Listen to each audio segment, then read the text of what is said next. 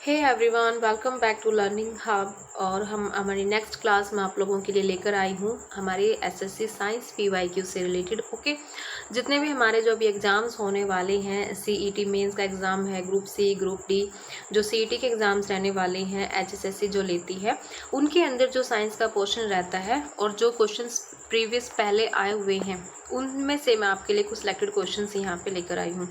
So start करते हैं हम क्वेश्चन नंबर 1 से। That is, which is the intermediate host of malaria patient? Intermediate host कौन है मलेरिया पेशेंट का? मीन्स जो मलेरिया होता है, मलेरिया किसके द्वारा कोज होता है? प्लाज्मोडियम के द्वारा। कौन कोज करता है इसको? प्लाज्मोडियम। प्लाज्मोडियम यानी कि फीमेल एनाफिलस मॉस्किटो। कौन कोज करता है इसको? Female Anopheles mosquito. डन। मतलब कई बार ये भी पूछ लिया जाता है कि मलेरिया कौन कोज करता है, तो मलेरिया किसके द्वारा होता है? प्लाज्मोडियम के थ्रू होता है। कौन कोज करता है? Female Anopheles mosquito. फीमेल मच्छर के काटने से होता है, एनाफिलस मॉस्किटो। डन। अब इसके अंदर दो होस्ट होते हैं। क्या होते हैं? एक होता है हमारा इंटरमीडिएट होस्ट, इंटरमीडिएट होस्ट, और एक होता है हमारा डेफिनेटिव होस्ट। एक होता है हमारा डेफिनेटिव होस्ट। जो इंटरमीडिएट होता है, इसके अंदर एसेक्सुअल रिप्रोडक्शन होती है, एसेक्सुअल रिप्रोडक्शन होती है। और जो डेफिनेटिव होस्ट होता है, उसके अंदर हमारी क्या होती है? सेक्सुअल रिप्रोडक्शन टेक प्लेस करती है। क्या करती है? सेक्सुअल रिप्रोडक्शन टेक प्लेस करती है। डन। अब इसने हमसे पूछा है कि which is the intermediate host of malaria patient, की इंटरमीडिएट होस्ट कौन सा है? ह्यूमन बींग है, फीमेल एनाफिलस है, क्यूलेक्स है, या टेसी टेसी फ्लाई है? कौन सी है? तो हमारा आंसर यहाँ पे करेक्ट आंसर रहने वाला है ह्यूमन बींग। जब female Anopheles mosquito human being को बाइट करती है, तो उसके अंदर एसेक्सुअल रिप्रोडक्शन टेक प्लेस करती है, लीवर के अंदर या आरबीसी सेल के अंदर। ओके, तो इंटरमीडिएट होस्ट कौन है? हमारा ह्यूमन बींग है। अगर हम डेफिनेटिव होस्ट की बात करें तो वो क्या कौन होगा? हमारा फीमेल एनाफिलस होगा। ये कौन सा है? डेफिनेटिव होस्ट है। ये कौन सा है? डेफिनेटिव होस्ट है। और ये इंटरमीडिएट होस्ट है। डन। Done first question. चलते हैं सेकेंड क्वेश्चन की तरफ। That is which of the following are leucocytes? इसमें से कौन से जो है वो ल्यूकोसाइट्स हैं एक्सेप्ट बाकी सभी ऑप्शंस क्या है? ल्यूकोसाइट्स हैं, सिर्फ एक ऑप्शन को छोड़ के। लिम्फोसाइट ल्यूकोसाइट का पार्ट है, मोनोसाइट ल्यूकोसाइट का पार्ट है, इसेनोफिल्स ल्यूकोसाइट का पार्ट है, ये सभी हैं। एरिथ्रोसाइट नहीं है। हमारा आंसर यहाँ पे क्या हो जाएगा? एरिथ्रोसाइट। ये क्या है? आरबीसीज को कहते हैं हम। क्या कहते हैं? आरबीसीज को, ब्लड फॉर्मिंग सेल्स। डन। तो एरिथ्रोसाइट्स यहाँ पे नहीं है। सेकंड का जो करेक्ट आंसर होगा यहाँ पे हमारे पास option number 4। Move to the question number 3। What is the scientific name of the national bird? जो हमारा नेशनल बर्ड होता है, उसका साइंटिफिक नेम क्या है? ये सारे यहाँ पे हमें साइंटिफिक नेम यहाँ पे गिवन है। सिटेकुला यूपेटेरिया, Pavo cristatus, Penner cristatus, कोर्वस splendens. Okay, तो करेक्ट आंसर जो होने वाला है हमारा पैवो, यानी जो पीकॉक होता है वो हमारा नेशनल बर्ड है। सॉरी, बट उसका जो साइंटिफिक नेम है वो क्या है? Pavo cristatus. Done. Second option is the correct answer here. Next is the fleshy leaves of onion store. जो फ्लैशी लीव्स होती हैं ऑनियन की, वो क्या स्टोर करती हैं? Oxalic acid and its salts, carotene and xanthophyll, auxin, sterol and vitamin, या फिर कार्बोहाइड्रेट को। तो जो हमारी फ्लैशी लीव्स होती हैं ऑनियन की, वो स्टोर करती हैं किसको? कार्बोहाइड्रेट्स को। किसको स्टोर करती हैं? ये कार्बोहाइड्रेट को। करेक्ट आंसर जो रहने वाला है क्वेश्चन नंबर 4 का, वो होगा option number 4। Done. Next is the Cuscuta is an example of. Cuscuta किसका एग्जाम्पल है? इंसेक्टिवोरस है, टोटल स्टेम पैरासाइट है, या कमेंसल है। कमेंसल के अंदर तो दोनों को क्या होता है? दोनों को बेनिफिट होता है। सिम्बायोंट है, सिम्बायोंट के अंदर भी दोनों को क्या होता है? बेनिफिट होता है। टोटल स्टेम पैरासाइट, पैरासाइट में सिर्फ एक को बेनिफिट होता है, सेकंड को क्या होता है? नुकसान होता है। इंसेक्टिवोरस, ये प्लांट अलग होता है। ओके, तो कैस्केटा जो है वो एक टोटल स्टेम पैरासाइट है, जो टोटली जो है वो दूसरे के ऊपर डिपेंड करता है। टोटल स्टेम पैरासाइट, दूसरे की स्टेम के ऊपर वो रहता है, उसी के ऊपर फीड करता है, उसी का सपोर्ट लेता है, और बदले में उसको वो कुछ भी नहीं देता है। दैट्स वाई हम इसको क्या कहते हैं? Total stem parasite. Next is the where is the national botanical research institute located? जो नेशनल बोटानिकल रिसर्च इंस्टीट्यूट है NBRI, national botanical research institute, ये कहाँ पर लोकेट करता है? कलकत्ता के अंदर है, मुंबई है, लखनऊ है या कोयम्बटूर है? तो ये कहाँ पर है हमारा? लखनऊ। ये स्टैटिक क्वेश्चन था, इसमें ज़्यादा सोचने की नीड नहीं थी। ये कहाँ पर होता है? लखनऊ के अंदर। Next is the a piece of ice, ice का पीस है, फ्लोट करता है in a glass of water. ये ग्लास ऑफ वाटर है, ठीक है, यहाँ पे हम आइस का पीस डाल दिया। What change will occur in the water level after the ice melt? जब ये आइस मेल्ट हो जाएगी तो इस वाटर लेवल के अंदर क्या चेंज आएगा? Will rise, will lower down, increase हो जाएगा या कम हो जाएगा या सेम रहेगा? कांट बी डिटरमाइन, कुछ नहीं बता सकते।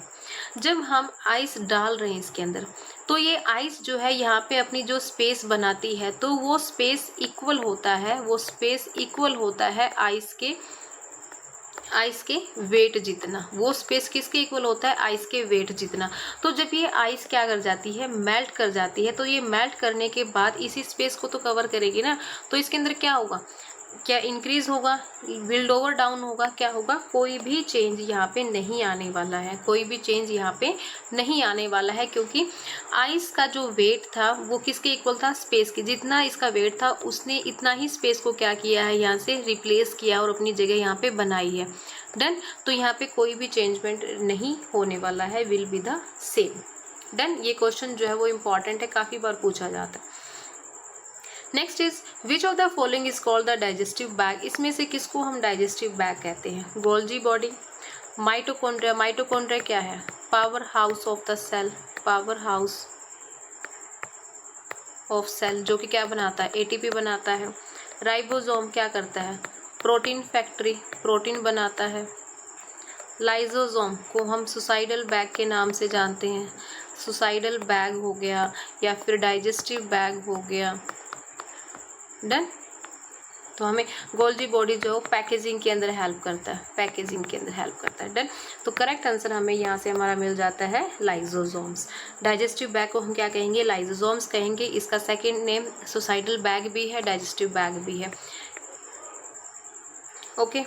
नेक्स्ट इज, और इसका नेचर कैसा होता है? एसिडिक नेचर होता है। कैसा होता है? एसिडिक नेचर होता है, यानी कि ये एसिडिक pH के अंदर काम करता है।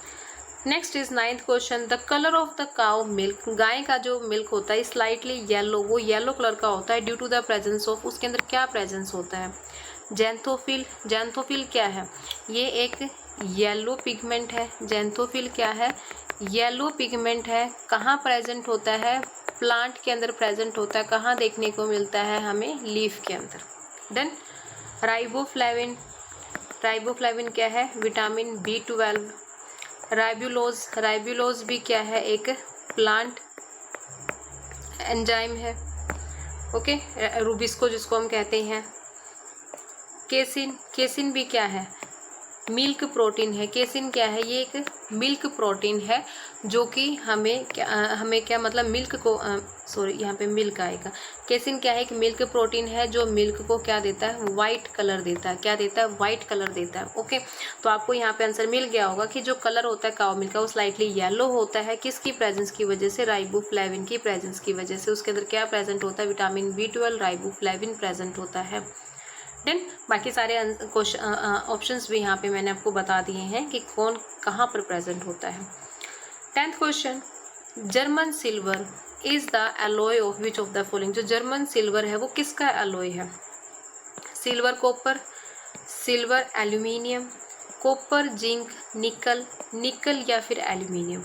तो जो जर्मन सिल्वर है वो एलॉय है हमारा कॉपर जिंक एंड निकल का। किसका है? कॉपर जिंक एंड निकल का। और ये करेक्ट आंसर है। क्वेश्चन नंबर 10 का जो करेक्ट आंसर रहने वाला है वो होगा ऑप्शन नंबर C। डन। चलते हैं 11th question, what does electrolysis of aqueous NaCl produce. जब NaCl की इलेक्ट्रोलाइसिस होगी तो ये क्या प्रोड्यूस करता है? Acidity, alkalinity, both A and B, मतलब एसिड भी और अल्कलिनिटी भी, या फिर इनमें से कोई नहीं। तो जब हम NaCl की इलेक्ट्रोलाइसिस करते हैं, एक्वस NaCl की इलेक्ट्रोलाइसिस करते हैं, तो उसका नेचर कैसा हो जाता है? अल्कलिनिटी। क्या हो जाता है, alkalinity. Done. Next is question number 12, which of the following contains both ionic and covalent bonds. इसमें से किसके पास आयोनिक और कोवलेंट दोनों बॉन्ड प्रेजेंट है, NaOH, CaOH2, C6H5Cl या फिर CO2। NaOH के अंदर अगर हम देखें Na पॉजिटिव OH नेगेटिव, तो दोनों के अंदर क्या है, आयनिक बॉन्ड है। इधर दोनों में अंदर क्या हो गया, आयनिक बॉन्ड हो गया। और अगर हम O और H के बीच में देखें तो यहाँ पे हमें क्या देखने को मिलता है, कोवलेंट बॉन्ड देखने को मिलता है। ऐसे ही सेम अगर हम कैल्शियम हाइड्रोक्साइड की अगर हम देखते हैं तो कैल्शियम और हाइड्रोक्साइड आयन के अंदर भी क्या है, आयनिक बॉन्ड है। और ओ हाइड्रोक्साइड आयंस के बीच में कौन सा है, हमारा कोवलेंट बॉन्ड है। बट इन दोनों की अगर हम बात करें तो इन दोनों के अंदर सिर्फ क्या प्रेजेंट है, कोवलेंट बॉन्ड प्रेजेंट है। क्या प्रेजेंट है, कोवलेंट बॉन्ड प्रेजेंट है। तो इन दोनों ऑप्शन, ये दोनों ही ऑप्शन यहाँ पे हमारी करेक्ट है। कोई भी ऑप्शन जो यहाँ पे हमारा ठीक हो सकता है। विच of the following contains both ionic and covalent bond, दोनों ही ऑप्शन यहाँ पे करेक्ट है। बट आंसर की में मतलब जहाँ से मैंने ये पेपर लिया था, HSSC साइंस स्क्रीनिंग का ही ये पेपर था, तो उसके अंदर NaOH जो है वो आंसर उन्होंने ठीक माना हुआ था। ओके, सो आज की क्लास के अंदर हमने 12 क्वेश्चन किए हैं यहाँ से HSSC साइंस के। डन। और विद एक्सप्लेनेशन हर एक ऑप्शन को मैंने यहाँ पे एक्सप्लेन किया है आप लोगों के लिए। आई होप क्लास जो है वो आपके लिए यूज़फुल रहेगी।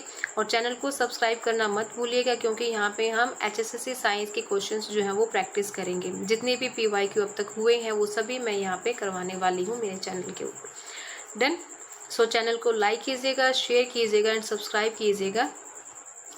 और आपका कितना स्कोर रहा यहाँ में 12 में से आपको कितना स्कोर मिला है वो आप मुझे कमेंट सेक्शन में मैसेज करके बताएंगे। डन।